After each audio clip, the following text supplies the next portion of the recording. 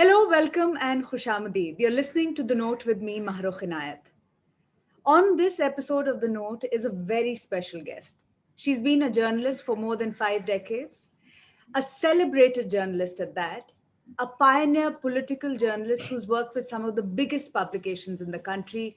She's author of one book, and another book, which I'm going to talk to you about today, is this one right in my hand.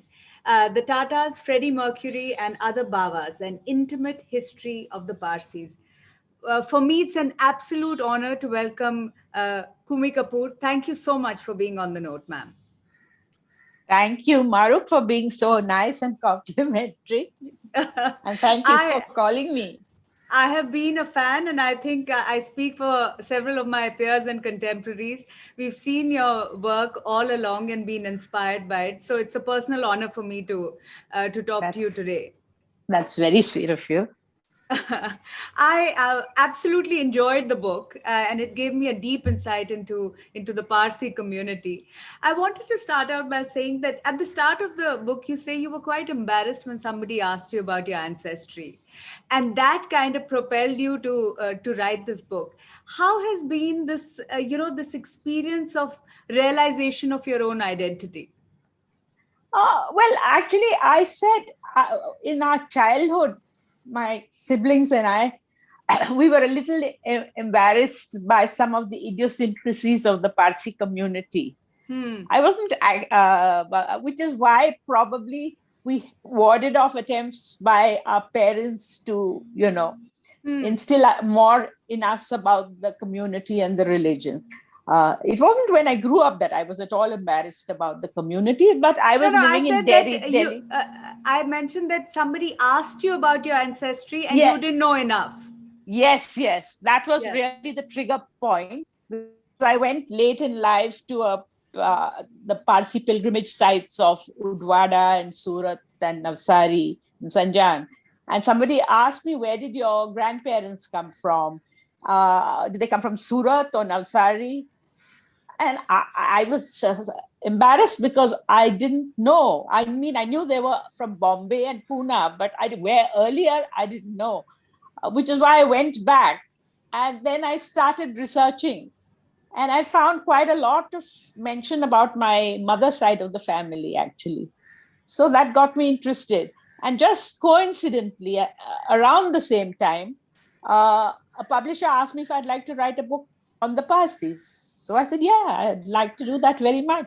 And another coincidence, uh, I'm a journalist, so we're always looking for a story. I mean, I knew very clearly that if I was writing about the Parsis, I didn't want to do it as some kind of encyclopedia of people or a historical, just a historical book. I wanted it to be a book which people would like to read with a lot of stories woven in to bring out the tapestry of the Mhm. Parsi story.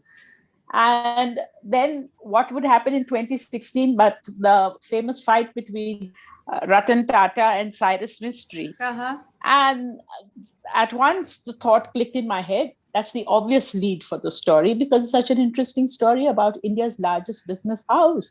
And while the economic papers and other newspapers are carrying the story, they're not bringing out the flavor and the interconnections of the people involved, their genealogies, their backgrounds, their changing dynamics with each other, Hmm. relationships. I felt that also needed to be included in the story. And the realization of your own identity, because the feeling one gets by the end of it is that you feel proud in a sense to be part of this community of philanthropists and entrepreneurs and extremely what you call women who have broken the glass ceiling over and over again. I've always, to some extent, actually been proud, but yes, researching on the subject, I became super proud.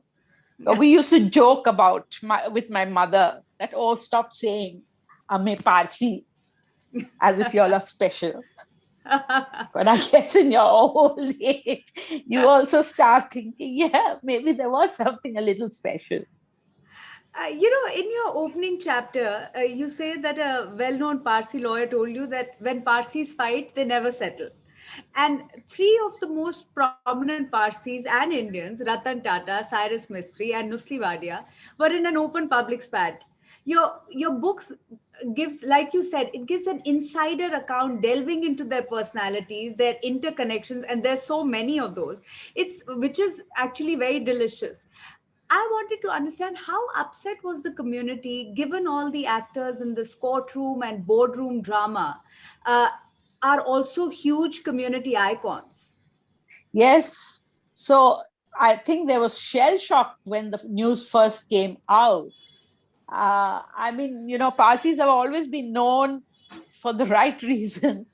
And this Yes. was totally the opposite, with people spilling out stories and making accusations against washing dirty linen in public, which was simply not on. And there was a financial angle to it as well, because Parsis generally like to invest in Parsi firms, and most of all Hmm. in the Tata. So at the time of the fight, the shares also came down temporarily. And so it was pinching their pockets as well. And everyone was muttering to themselves that why on earth can't they settle? But that has taken a while and it's still ongoing, isn't it? Well, it's sort of the Supreme Court earlier this year gave a very decisive judgment in favor of the Tatars, but it's not over in the sense that um, uh, I think there are still loopholes, because what happens about Mr. Mistry is 18.3% of the shares. The Right. Supreme Court did not explain, can he monetize them? Can he not monetize them? At what price? You know, as and I'm going to talk about, you mentioned that there were certain idiosyncrasies that you would discuss as siblings with your parents about the Parsi community. As a community, the Parsis have been portrayed in a certain stereotypical manner in our films, right? A strange manner of speaking, broken Hindi, dressed in a particular manner. Do you think that portrayal was exaggerated? But in those days, in my childhood, it was very much there. It's not so much over there. Hmm. They did tend, if you lived in Bombay, to move particularly in Parsi circles. And like some of the people, my mother, for example, dressed a bit differently from other people, with the Georgette sari and the embroidered border, and the sari worn the other way. So, and they also cracked what their Parsi Gujarati jokes were. So you feel the portrayal wasn't too exaggerated. It was quite true to how the In community those days, was. it was. I mean, it's become less and less, the community tie. Any case, Hmm. I moved to Delhi years ago for my Yes. career. So I go back for holidays to Bombay, which Mm-hmm. is really the heartland of the Parsis, or Pune. Yes. But I didn't have that much connection. So I wanted to, apart from the Tatas, the Vadias, there's Homi Baba that you speak about, Sam Manekshaw, Freddie Mercury, such illustrious names. Why do you think we know so little about the community? Why are there, for instance, such few references in popular culture today about the community? Actually, I wouldn't say there's too few references, but very much so in what do you call it? In the film industry, you always see the stereotypical funny character, Hmm. uh, Yes. Pasi Bawa, and his jokes about it. And generally, there's a lot of reference, because, as I've pointed out in my book, that a lot of the institutions which made modern India were actually founded by Parsis. So they had a hand in them, like the film industry or the cricket. Uh, you know, if Hmm. I don't know if people know, but the first cricket team, Indian cricket team, was started by Parsis even Hmm. before the first war of independence. The first time that the British came with a team to play cricket in India, it was with a Parsi team. So, in a sense, the reason why you wrote this book also opened up, and I mean, my eyes to a lot of facts about the community, which is where my question was coming from. That do you feel that they're not being written about enough? Well, they've certainly written a lot about themselves. Maybe. But one reason I wanted to do the book was I felt a lot of the books are very hagiographies, too laudatory about themselves, rather than bringing out all sides and colors of a community. Uh, Miss Kapoor, what was Kumi, also please. very okay, I can't call you. I'll have to call you ma'am then. No, please. Next, Okay, you'll be saying Mataji. not at all. Uh, Kumi, what was also interesting to me is that despite being very connected and invested in the community, uh, these very icons that you've written about in the book do not wear their religion on their sleeve. What would you say is the reason for that? Yes, that's a very perceptive observation. They don't wear their religion on the sleeve at all. In fact, the industrialists I talked to kept making the point, we're not a Parsi company, we are an Indian company. And I don't know to what extent now, but certainly a century ago, preference would definitely have been given to a Parsi in employment, whether it was the Tatas or the Godreges. I'd still may carry a slight edge for a Parsi, but not too much. But that is the tragedy, I think, of the community, that in in setting community taboos and customs, unfortunately, the majority of the community does not take part. And so it's this small, shrill, conservative minority which has a much bigger say than I think the actual numbers. Interesting, which actually brings me to my next question. Was that you've spoken about emancipated Parsi women who have, broken, like I said at the beginning, broken glass ceilings over and over again. At the same time, the churn in the community that you speak about over, women marrying outside the community and being excommunicated. How does the community reconcile these differences today? Is it that they move away from religion, like you just mentioned?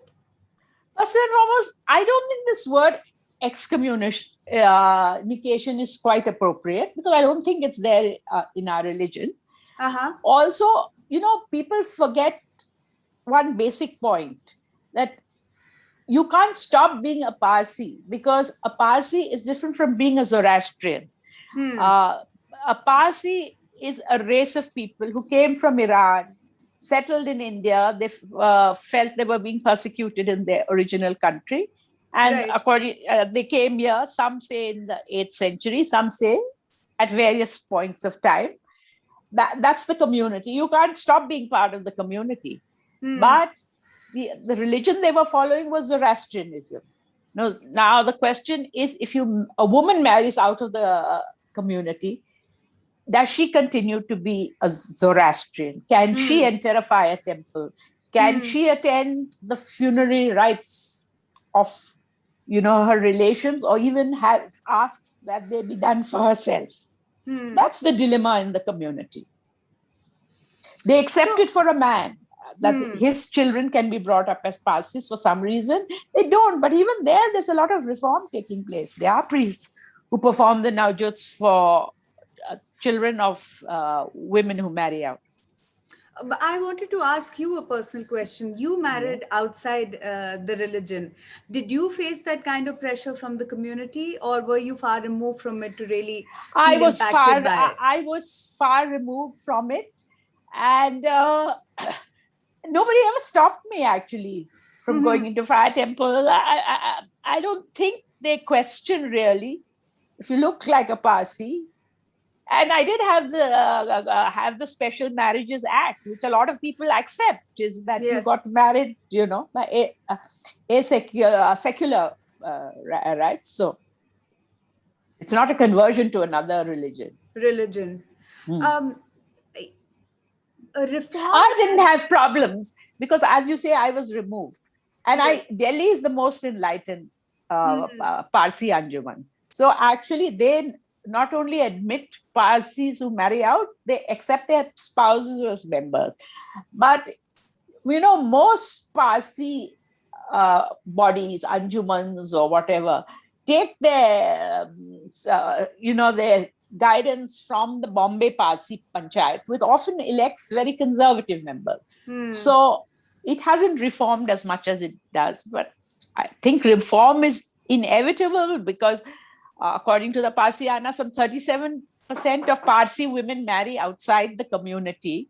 And so increasingly, every family has, somebody who's married out. Hmm. And I ask you that question again. You spoke about reform, and as a Muslim myself, I see reform as an uphill battle within the Muslim community. Does the Zoroastrian community or Parsis, if we were to extend it to them, see the need for reform? And do you see a battle between the Orthodox and the liberals? Yeah, yes. There is definitely a battle, but I think it's people don't want to get too involved. I think the vast majority, it's always the small minority who's shrill and Hmm. wants to step in. It's also the priests, the advantage in a way, I don't know what you call it, between the Muslim community and the Parsi community is that the priests by themselves did not have as much say so as they should have had, because they were dependent on the rich laity for, who were the trustees to the fire temples. Hmm. So in that sense, reform should have been much easier, because it wasn't the priests alone who could decide. I mean, they were dependent Hmm. on the people who actually built the various religious Hmm. institutions. Uh, it's basically the Parsi Panchayat who gets elected to the Parsi Panchayat. I'm not sure that many Parsis go and give a vote in the Parsi Panchayat election. They're Okay. so, fraught with a messiness which ordinary people don't want to get into. Hmm. With only 50,000 members in all of India, is what your book says. Is the Parsi community extremely and acutely aware that their numbers are dwindling? And is that making them even more inclusive? That's the funny part of it. I mean, it should be a very obvious Hmm. fact that if they continue at this rate, they're going to disappear, become a Yes. tribe, and then totally disappear altogether. A lot of people have this, camel in the sand attitude. They don't want to think about it.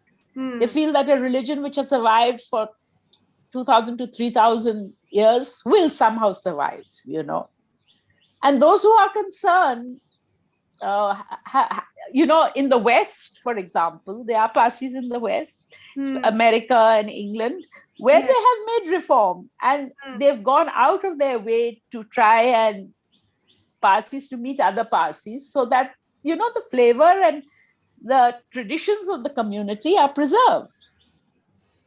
I want to come back to a few things in the book. I wanted to get your overall, perspective on the community. I want to talk about Mr. Ratan Tata in particular. The sense that one gets after one reads your book is while he's a phenomenal industrialist and he's also a philanthropist, at the same time, an extremely competitive industrialist. What did you discover in the process of writing this book about him that perhaps you hadn't known before? Well, he's such an iconic figure in the business world. I've always had a great respect for him. But when you talk to individuals, you see all sides of a person. Nothing is ever in black and white. And Hmm. perhaps Mr. Tata has reached such a stature that people are not willing to come forward and, tell the truth to him, Hmm. so that he might occasionally be misled.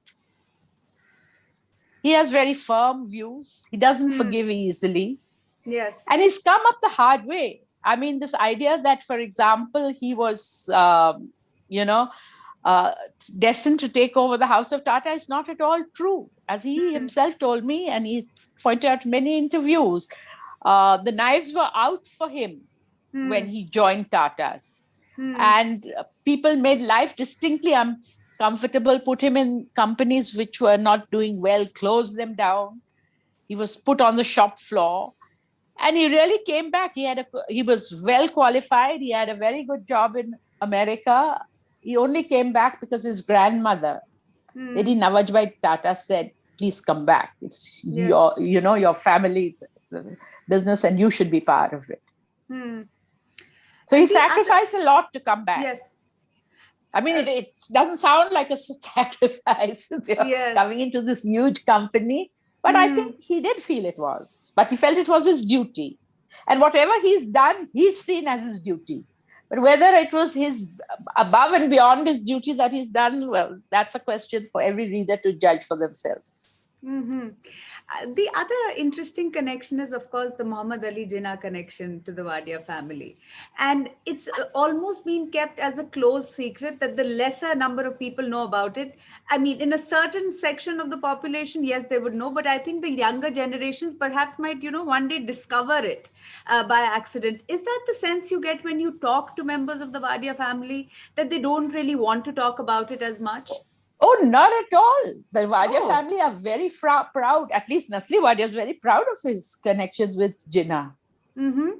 And he also took pains to make it clear that, a lot of people have given this impression that Jinnah cut off ties with his daughter after she did not marry a Muslim. Hmm. But he says that my father sent a bouquet of roses to my mother on her wedding day, and he Yes. continued to keep in touch, write letters. Of course, Mm-hmm. Jinnah did not live for long after Hmm. partition. So there was no opportunity for her to go to Pakistan. I think the Pakistanis in the early years tried to keep the matter secret also Hmm. for their. The other, I feel, uncelebrated Parsi, and I say that because he's been celebrated otherwise, is perhaps Freddie Mercury. Why is it that I get the impression that he wasn't celebrated enough in India? Freddie Mercury himself is one Parsi who wanted to keep his distance from the community. He Hmm. changed his name. Well, I guess a lot of pop singers changed their name. Then, yeah. And Parsi, his original name was Farokh Balsara.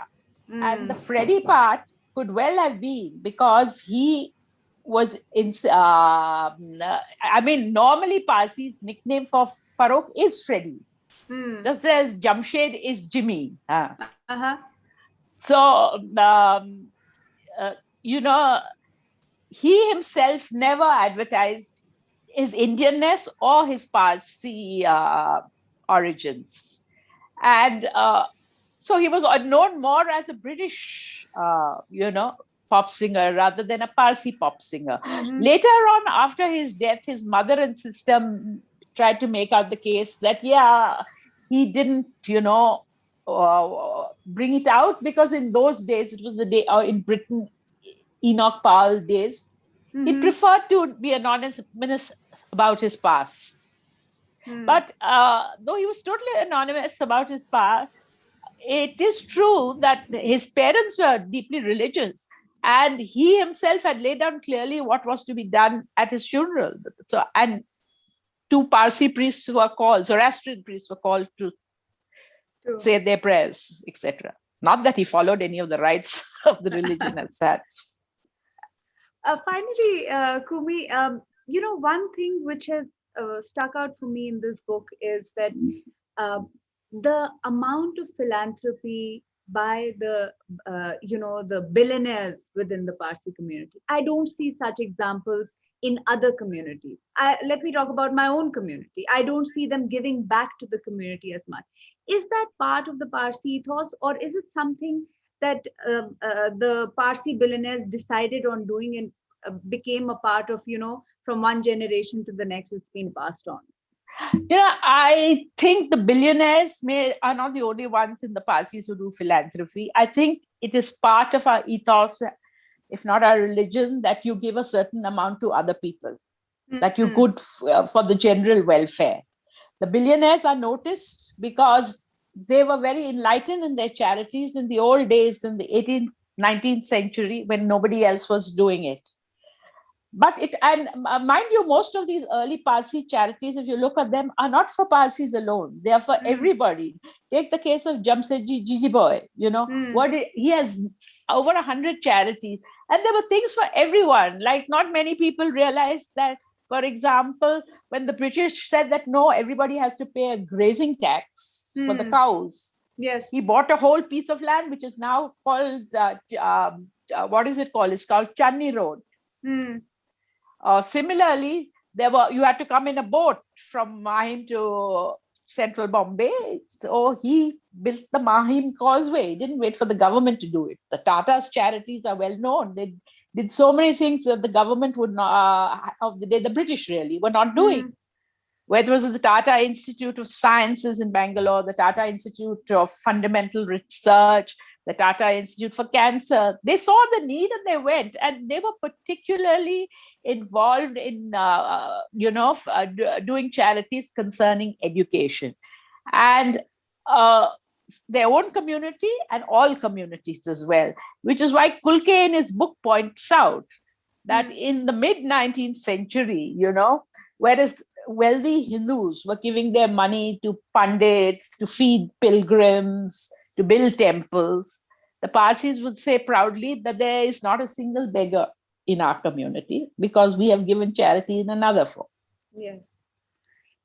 Finally, I just want to tell my listeners once more, fantastic book. Thank you so much, Kumi, for being on the note. It's been an absolute pleasure speaking with you. Thank you, Mahrukh. It's so kind of you to have called me.